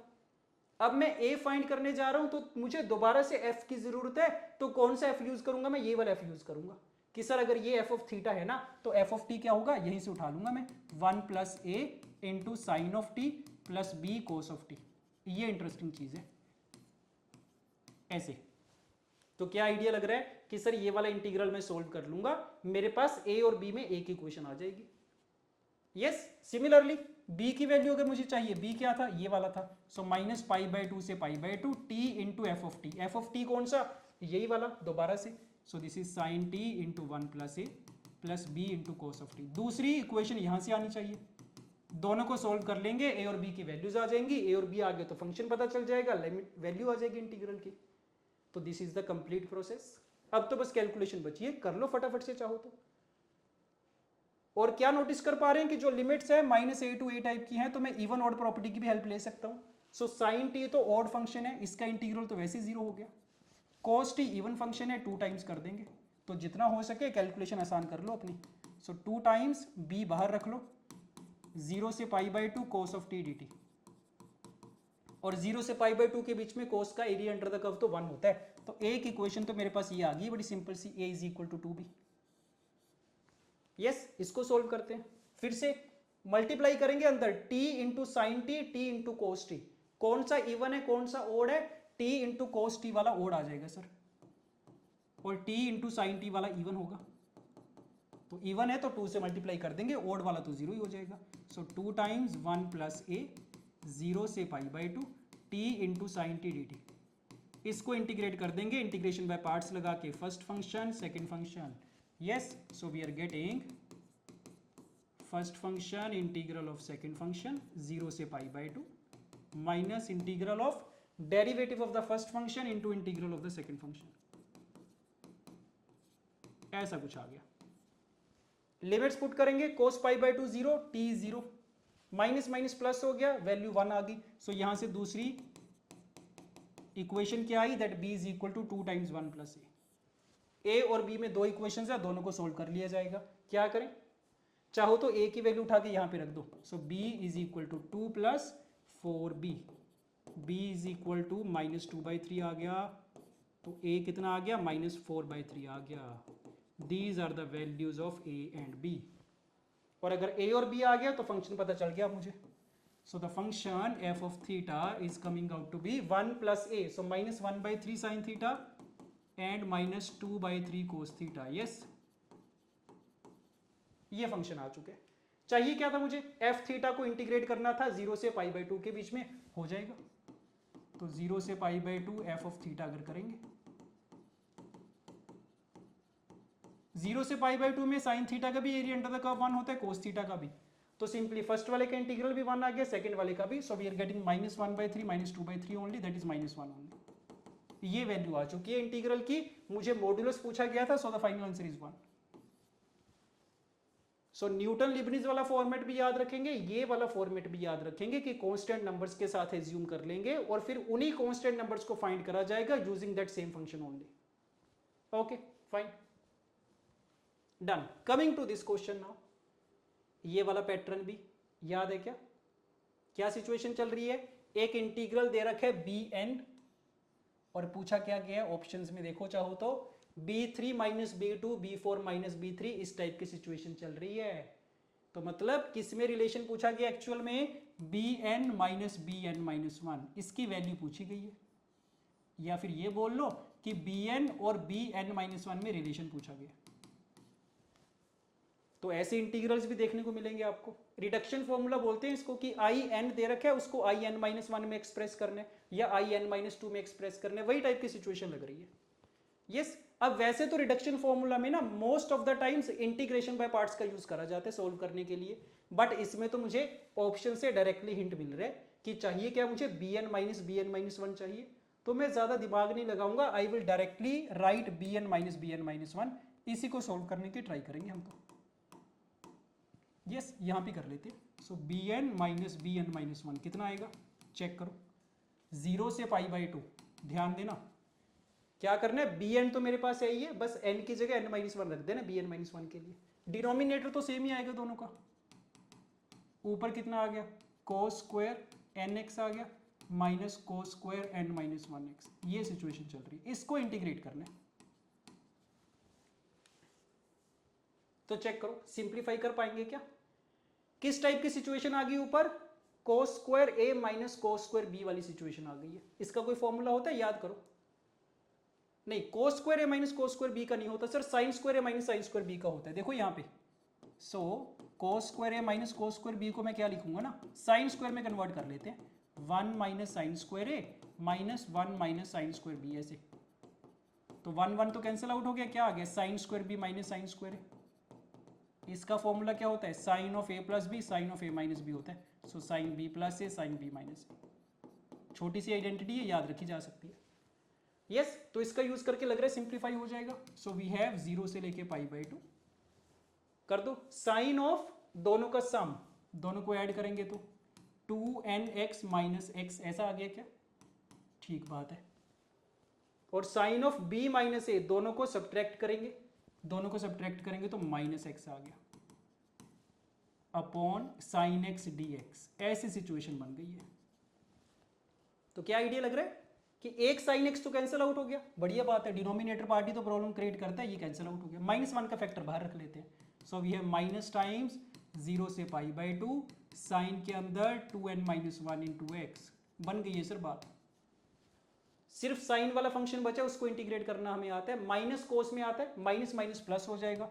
सो इंटीग्रेशन कितनी आ गई, कोस के अंदर 2n-1 into x upon 2n-1, limits are from 0 से π/2, पुट कर दो, 1/2n-1 कॉन्स्टेंट है, बाहर ले आया करो पहले ही, π/2 पुट करेंगे, चेक करो, cos 2n-1 π/2, odd multiple of π/2 पे cos की वैल्यू 0 होती है, और जब x को 0 रखेंगे 1 आ गया। So the answer is -1/2n+1। ये रिजल्ट आया मेरे पास bn माइनस bn-1 के लिए। मुझे चाहिए क्या, किस किस में रिलेशन चाहिए, b3 minus b2, b4 minus b3, b5 minus b4, हो जाएगा। अब तो बारी बारी से वैल्यूज डालना स्टार्ट कर दो चाहो तो। देखो एक बार n को 5 रख देता हूँ मैं, क्या आ गया मेरे पास, b5 माइनस b4, कितनी वैल्यू आ गई, -1/11। n को 4 रख देते हैं, b4 माइनस b3 -1/9। n को 3 रख देते हैं, b3 माइनस b2 -1/7। ये 3 नंबर्स है, इन्हीं की बात चल रही है कि भाई ये एपी में है या जीपी में या इनके रेसिप्रोकल एपी में। क्या आइडिया लग रहा है कि खुद तो एपी में नहीं है सर, बट इनके जब मैं रेसिप्रोकल्स करूंगा ना तो वो कैसे आ जाएंगे। So these 3 numbers are coming out to be, क्या आ जाएंगे ये, 1/b3 माइनस b2 -7। ध्यान से करना, ऑर्डर का ध्यान रखना, कौन पहले कौन बाद में। तो 1/b3 माइनस b2 कितना आ गया, -7 आ गया, ठीक है। ये 3 नंबर्स की बात चल रही है, कैसे होंगे, तो पता चल गया सर एपी में है ये। तो कॉमन डिफरेंस कितना है, -2 का। So this should be the answer, that these 3 number are in AP with the common difference -2। So option 4 is correct. Yes तो आसान क्वेश्चन था बिल्कुल, यहां से ऑप्शन से मुझे हिंट मिल गया कि मुझे bn माइनस bn-1 को सोल्व करना है। Okay done. एक और क्वेश्चन ट्राई करते हैं, रिडक्शन फॉर्मूला पे चेक करो। in x हमें दे रखा है, n पे डिपेंड कर रहा है, और रिलेशन पूछा गया किसके बीच में, i6 और i5 के बीच में रिलेशन पूछा गया। सो क्या हिंट मिल रहा है कि सर हमें ना in और in-1 में रिलेशन चाहिए। यस तो क्या करा जाए, एक ऑप्शन तो देखो यही है, इसमें भी ऑप्शन की हेल्प लेना चाहो तो ले सकते हैं कि डायरेक्टली तुम 50 times i6 minus 11 times i5 को सोल्व कर लो बैठ के, नहीं तो इसको तो जनरल तरीके से भी करा जा सकता है। देखना एक बार सीख भी लेते हैं मेथड क्या होते हैं, क्या सिचुएशन है, याद करो। रिडक्शन फॉर्मूला में most of the times integration by parts का यूज करा जाता है, और इसमें लग रहा है कि हो जाएगा t² + 5 की पावर -n है। फंक्शन तो एक ही है तो कोई बात नहीं, मैं 1 से मल्टीप्लाई करके 2 फंक्शन ले लूंगा। ये अब लगा दो इस पे इंटीग्रेशन बाय पार्ट्स, देखना ध्यान से, this is the second function, this is the first function, क्या बनेगा ये। सो in x नहीं लिख रहा मैं, सिर्फ in लिख रहा हूं। देखना first function into integral of second function, t के रिस्पेक्ट में कर रहे हैं, ध्यान रखना, लिमिट्स आर 0 से x minus integral of derivative of the first function, derivative क्या आएगा, ये आ जाएगा, इनटू 2t भी आएगा, into integral of the second function, ऐसा कुछ आ गया। राइट करें सिंप्लीफाई और चेक करो, लिमिट्स पुट कर रहे हैं, t की जगह x रखेंगे तो ये आ गया x/x² + 5 की पावर n, 0 रखेंगे 0 आएगा, माइनस माइनस प्लस हो गया, 2n इज आउटसाइड, अंदर कितना बचा, इंटीग्रल 0 से लेके x। अब एक इंटरेस्टिंग चीज होगी, यहां पे t² है, यहां पे t² + 5 है। यस तो मैं क्या करूंगा ना, ये वाला जो t² है इसमें 5 ऐड कर दूंगा, 5 सब्ट्रैक्ट कर दूंगा, क्या होगा। अब जब ब्रैकेट ओपन करेंगे तो t² + 5 इंटू दिस कितना बन गया, ये t² + 5 की पावर -n और जब 5 को इससे मल्टीप्लाई करेंगे this will become T square plus 5 की power n minus n minus 1, ऐसा कुछ बन गया। बन गई है ना बात? दिखना स्टार्ट हुआ क्या? नहीं हुआ तो अभी दिख जाएगा। So we have x upon x square plus 5 की power n plus 2n into, देखो ध्यान से, इसका नाम क्या होगा? 0 से x टी स्क्वायर प्लस 5 की पावर माइनस n, तो इसका नाम तो आई n ही है सर। इसका नाम बता दो क्या होगा? माइनस n माइनस 1 है। अब इसमें कुछ लोग गलती करेंगे, बोल देंगे इसका नाम आई एन माइनस 1 है, तो सोच के देखो आई एन माइनस 1 नहीं है, आई एन प्लस 1 है, क्योंकि अगर तुम इसको डिनोमिनेटर में लेके जाओगे तो पावर कितनी बनेगी? n प्लस 1 बनेगी ना। तो मेरे पास रिलेशन आ चुका है आई एन में और आई एन प्लस 1 में, तो एक ही बात है, चाहे आई एन और आई एन माइनस 1 में आए, चाहे आई एन और आई एन प्लस 1 में आए, एक ही बात है, कोई फर्क नहीं है उसमें। तो बस अब सोल्व हो जाएगा। आई एन वाली सारी टर्म्स को एक साइड पे शिफ्ट कर देते हैं, I n into 1 minus 2n is equal to this thing, yes, और यहां पे कितना? Minus 10n into I n plus 1। ये सिचुएशन आ गई है, ये रिजल्ट आ गया काइंड ऑफ आई एन में और आई एन प्लस 1 में। मुझे किस में रिलेशन चाहिए था? i6 में और i5 में चाहिए था। क्या पुट कर दें इसमें? n की वैल्यू 5 पुट कर दें क्या? हाँ जी 5 पुट कर देते हैं, क्या बनेगा? So we have minus 9 into I n, yes, is equal to this thing, यहां पे कितना बनेगा? 50 टाइम्स i6। ऐसी टर्म्स हैं क्या? हाँ जी ऐसी टर्म्स हैं। So plus 50 times 9 times i5 plus 50 times i6 is equal to x upon x square plus 5 की पावर 5। ये सिचुएशन आ गई। तो लेफ्ट हैंड वाला पार्ट तो हमारा मैच कर रहा है ना, 50 i6 माइनस 9 i5 किस किस में मैच कर रहा है? सेकंड वाले में नहीं कर रहा, गलत हो गया ये। थर्ड वाले में मैच कर रहा है, फोर्थ वाले में नहीं कर रहा। तो या तो फर्स्ट वाला ऑप्शन करेक्ट होगा या थर्ड वाला होगा। बट राइट हैंड साइड हमारी कैसी आ रही है? ये वाली आ रही है। इसने कैसे दे रखा है? i5 डैश की टर्म्स में दे रखा है, यस।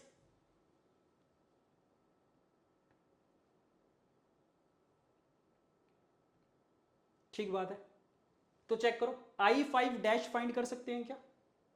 हाँ जी हो जाना चाहिए। चेक करो, फिर से डेरिवेटिव की बात आ गई सर, तो लिबनिज रूल का यूज करा जा सकता है। वही वाला फॉर्मेट तो है, अंदर सारा t का फंक्शन है, लिमिट्स x की फंक्शन है। तो अगर इसको मैं यहाँ पे डिफरेंशिएट करूंगा बैठ के, तो आई एन डैश एक्स कितना आएगा? t को अपर लिमिट से रिप्लेस करना है सर, बस ये आ जाएगा। हाँ जी बन गई है बात एग्जैक्टली। ये वैल्यू है आई एन डैश एक्स की, मेरे पास ये चीज प्रेजेंट है। क्या बन गया ये? तो ये बन गया x टाइम्स i5 डैश ही तो बन गया। नहीं, n की जगह अगर 5 रख दूंगा तो यही तो आएगा, और यही चीज मेरे पास प्रेजेंट है। So this is nothing but x into i5 का डैश, ये आंसर आ गया। So 50 times i6 minus 9 times i5 is equal to this. Yes, so option 1 would be correct. Again बड़ा अमेजिंग क्वेश्चन था, राइट? काफी चीजें use हो गई है, और काफी बार काफी चांसेस हो सकते थे कि हम यहां तक तो सॉल्व कर लेते, उसके बाद यहां पे आके कंफ्यूज हो जाते कि सर ये डेरिवेटिव की टर्म्स में कैसे लिखा गया। तो हर छोटी छोटी चीज का ध्यान रखना पड़ेगा हमें। Okay, so one final question. ये तो क्वेश्चन दूर से देख के पहचान आ जाती है। क्या चल रहा है? Limit n approaches to infinity, अंदर एक इनफाइनाइट सीरीज का सम चल रहा है। This is equal to 33 times, again similar चीज चल रही है, के की वैल्यू पूछी गई है हमसे। तो जब भी लिमिट के अंदर इनफाइनाइट सीरीज का सम हो, मुझे पता है एक कंसेप्ट मेरे पास क्या होता है कि सर लिमिट्स को ना इंटीग्रल की टर्म्स में एक्सप्रेस करना पॉसिबल होता है हमारे लिए। तो उसी फॉर्मेट में कन्वर्ट करने की ट्राई करेंगे हमेशा। तो याद कर लो एक बार क्या चीज थी, रिवाइज कर लेते हैं कि अगर मेरे पास limit n approaches to infinity वाली चीज है, 1 अपॉन एन का फैक्टर है, सिग्मा वाली टर्म है, एफ के अंदर आर बाई एन वाला फंक्शन है, लिमिट्स हैं ए से लेके बी। तो ये वाला फॉर्मेट अगर मेरे पास अवेलेबल है, इसको इंटीग्रल में लिखा जा सकता है कैसे? आर बाई एन को एक्स से रिप्लेस कर दिया जाता है, और जो लिमिट्स होती हैं, लिमिट्स क्या होती है? Lower limit is A by N, upper limit is B by N, where N is approaching to infinity. तो ऐसे लिमिट्स लगाई जाती है। तो जब भी ऐसी सिचुएशन आएगी, मैं हमेशा ट्राई करूंगा कि मेरे पास जो लिमिट दे रखी है, क्या उसको इस वाले फॉर्मेट में एक्सप्रेस करना पॉसिबल है क्या? अगर पॉसिबल है तो मजा आ जाएगा, फिर तो उसको मैं इंटीग्रल में एक्सप्रेस कर दूंगा। इंटीग्रल सोल्व करने आते हैं हमें अच्छे से। यस, तो करो ट्राई एक बार। लेफ्ट हैंड साइड वाले को ट्राई करते हैं, क्या सिचुएशन है। सबसे पहले सिग्मा की फॉर्म में एक्सप्रेस करूंगा मैं, तो चेक करो पूरी सीरीज को सिग्मा में लिखा जा सकता है क्या। यहां से एक चीज और समझ में आ रही है कि सर रेशियो है, दोनों की पावर ना सेम बना लेते हैं, ऊपर अगर k-1 है नीचे भी k-1 बना लेते हैं। तो ऐसे लिख लिया इसको, तो मैंने एक्स्ट्रा कितना बच गया नीचे, 1/n² बच गया। इसको मैं सिग्मा की टर्म्स में लिख लूंगा, कैसा बनेगा, nk + r बनेगा। r की वैल्यू जा रही है 1 से लेके n तक। ये सिचुएशन है ना, ठीक है। लेफ्ट हैंड साइड को सोल्व कर रहे हैं सिंपली पहले, यस। तो इसको पूरे को नाम दे देते हैं L1 लिमिट और इसको बोल देते हैं L2। सो L1 सोल्व करी जा रही है। मुझे क्या चाहिए था, सिग्मा के अंदर r/n का फंक्शन चाहिए होता है, बस इस चीज का ध्यान रखना। तो मुझे क्या बनाना है, r/n का फंक्शन बनाना है। कैसे बनेगा, ये वाली n वाली टर्म बाहर ले लेते हैं सर, तो ठीक है ये तो बाहर आ जाएगा। इसका क्या करें बता सकते हो, पता चल रहा होगा ये तो, कि अगर n इंफिनिटी को अप्रोच कर रहा है तो ये वाली वैल्यू तो 1 को ही तो अप्रोच करेगी, यस और नो। चाहो तो सेपरेट करके लिख लो, 1 + 1/n, 1/n 0 को अप्रोच करेगा, ये 1 को अप्रोच करेगी, तो 1 की कुछ मर्जी पावर कर लो, रिजल्ट तो 1 ही आएगा। तो इसका तो काम ही खत्म हो गया, जो देखने में इतना कॉम्प्लिकेटेड लग रहा था। इसकी वैल्यू तो सिंपली 1 के बराबर है, लिमिट की value is equal to 1 only. तो बचा क्या, चेक करो। So we have limit n approaches to infinity 1/n²। एक n मैंने यहां से बाहर लिया था, सिग्मा के अंदर क्या बचा, k + r/n बचा। r की वैल्यूज 1 से लेके n है, एक n कैंसिल आउट हो गया, बात बन गई सर। सारा एग्जैक्टली सेम एक्सप्रेशन आ गया, लिमिट भी प्रेजेंट है, 1/n भी प्रेजेंट है, सिग्मा के अंदर r/n का फंक्शन भी प्रेजेंट है। क्या करना है, इंटीग्रल में कन्वर्ट कर देंगे, r/n की जगह x लिख देंगे simply. So we have integral of k + x only. Limits क्या आ जाएंगी, lower limit 1/n, n approaches to infinity 0 आ गया, n/n इज 1, ये चीज आ गई। हो गया, बड़ा इजी हो गया ये तो। सो kx + x²/2, लिमिट्स आर 0 से लेके 1, 1 पुट करेंगे तो ये आ गया, 0 पुट करेंगे 0 आएगा। सो L1 वाली लिमिट हमने सोल्व कर ली। लेट अस ट्राई L2 वाली लिमिट। ये तो बिल्कुल ही आसान लग रही है, नहीं, हाँ बिल्कुल सही बात है। Limit n approaches to infinity, एक 1/n साइड पे रख लेंगे, बाकी क्या बचा, 1 की पावर k/n की power k and so on. तो सिंपली सिग्मा r/n की पावर k बच गया, बाकी तो r इज इक्वल टू 1 से लेके n, ये तो देखती पता चल रहा है। तो क्या करें, r/n का फंक्शन भी है, 1/n भी है। सो दिस इज इंटीग्रल 0 से 1 x की पावर k dx। इंटीग्रेट कर देंगे, x की power k + 1/k + 1, limits are 0 से 1, कितना आ गया ये, 1/k + 1 आ गया। कितना ज्यादा आसान हो गया। L1 पता है, L2 पता है, रिलेशन हमें दे रखे हैं, रिलेशन लगा देंगे, आंसर आ जाएगा। So we have L1 that is k + 1/2 is equal to 33 L2। कर दो, क्रॉस मल्टीप्लाई कर दो, सिंप्लीफिकेशन कर लेंगे। सो k से मल्टीप्लाई करेंगे तो ये आ गया, 1/2 से मल्टीप्लाई करेंगे तो ये आ गया, इज इक्वल टू 33। 2 से मल्टीप्लाई कर देते हैं, so 2² + 3k + 1 is equal to 66। Quadratic equation बन गई है, सॉल्व हो जाना चाहिए, यस। कैसे सॉल्व करें, देखो एक तरीका तो है, मैं बैठ के ट्राई करूंगा फैक्टराइज करने की, कि फैक्टर्स बन रहे हैं कि नहीं। स्मार्ट तरीका क्या है, इसने क्या पूछा ना, इंटीग्रल वैल्यू ऑफ k पूछा है, तो ये बात तो पक्की है, k की वैल्यू एक इंटीजर चाहिए। तो मैं तो हिट एंड ट्रायल का यूज करूंगा, कि k की वैल्यू नेगेटिव तो हो नहीं सकती, या हो सकती है, हो तो सकती है सर, ठीक है, बट पहले पॉजिटिव वैल्यूज के लिए ट्राई कर लेते हैं। अगर k को नेगेटिव रखा तो ये काफी बड़ा नेगेटिव नंबर बन जाएगा। तो मैं हिट एंड ट्रायल से ट्राई करता हूं, चेक करो, k इज इक्वल टू 1, नहीं 2, नहीं 3, नहीं 4, नहीं 5 सेटिस्फाई कर रहे, हिट एंड ट्रायल से पता चल गया। तो एक रूट आगे k इज इक्वल टू 5, दूसरा कौन सा आएगा, प्रोडक्ट ऑफ रूट से देख लेते हैं सर। क्वाड्रेटिक का प्रोडक्ट ऑफ रूट्स कितना, -65/2 है, तो दूसरा तो फ्रैक्शंस में आ जाएगा, कितना, -65/2 का मतलब -13/2, ऐसा कुछ आएगा। सो इंटीग्रल वैल्यू तो एक ही आ रही है ना, k is equal to 5, so the final answer is k is equal to 5 only. तो इसमें ये वाला कंसेप्ट भी हमारा कवर हो गया, यस। हालांकि अब ये सिलेबस का पार्ट नहीं है, बट 2024 में एक क्वेश्चन फिर भी इससे पूछ लिया गया था, तो मुझे पता होना चाहिए। Okay done. तो इसी के साथ ये चैप्टर हमारा कंप्लीट है। होपफुली आपको कुछ नई चीजें सीखने को मिली होंगी, रिवीजन में आपको हेल्प हुई होगी, यस इसके अलावा अगर आपको टॉपिक वाइज क्वेश्चंस की प्रैक्टिस करनी है from the previous years, then you can go to the Marks app. Marks app पे आपको हर चैप्टर की टॉपिक वाइज लिस्ट मिल जाएगी from the previous year questions, you can practice from there. Yes, okay, so this is it for now. Thank you, bye bye, see you in the next session.